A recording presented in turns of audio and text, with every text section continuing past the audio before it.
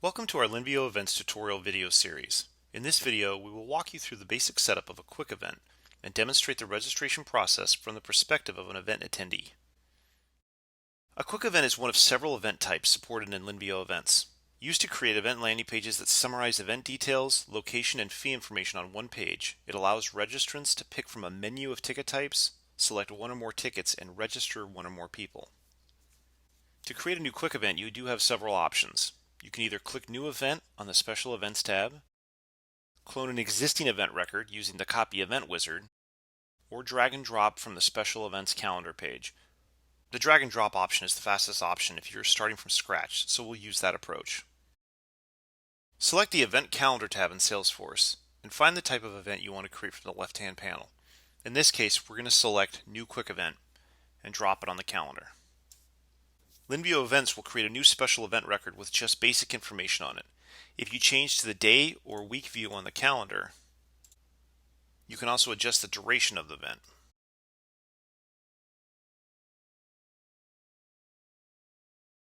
Click the name of the event on the calendar to open the event and start adding your specific event details. Let's set the name and the description of the event and check the Include in Calendar checkbox so that the event registration page and calendar will display that information to site visitors.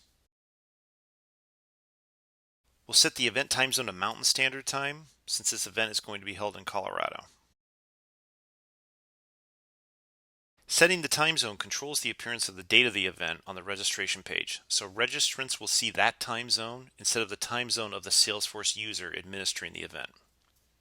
Since we need to accept a payment for registration, we also need to set a processor connection, which in this case we're going to set to authorize.net.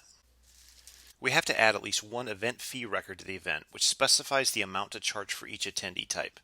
For this quick event, we're going to add two, a general admission fee and a VIP fee.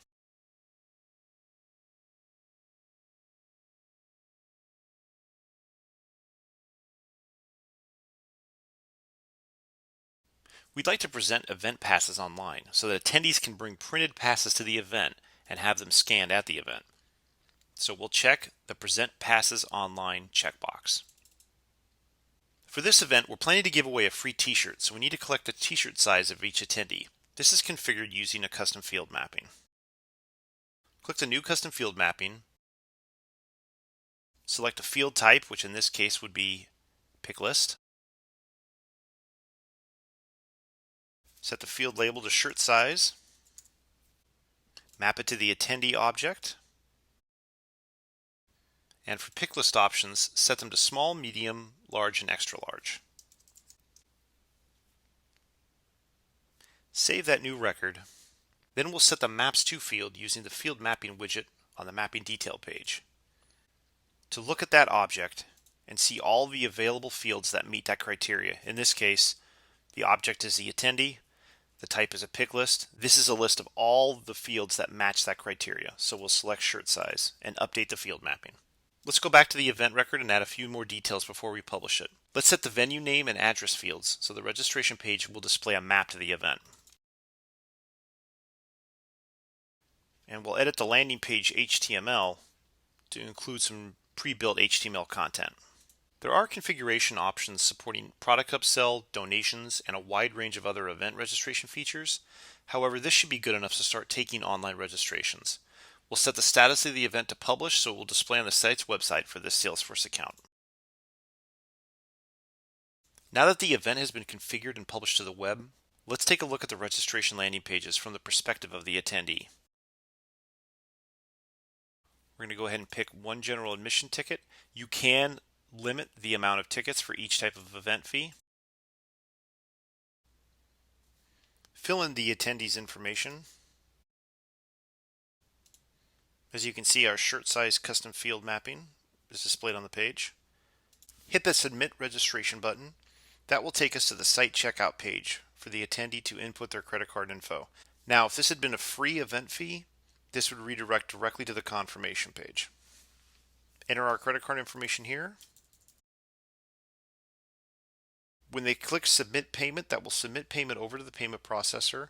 The payment processor will process that payment, report back, and we will have our transaction completed page. When they do click the Finished button at the bottom of the page, That will redirect them to the confirmation page with their new QR code as well. Let's fast forward to the day of the event now. Multiple attendees have registered and paid online, providing us their contact information and registration preferences.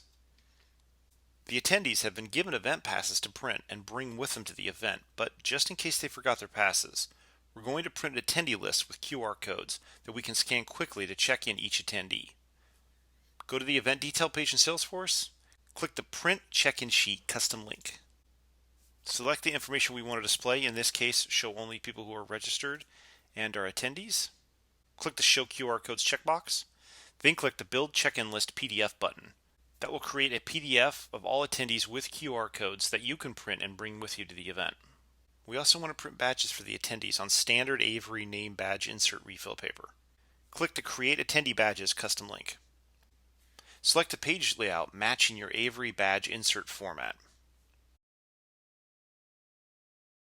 Click the Create Attendee Badges button, which will generate the PDF document.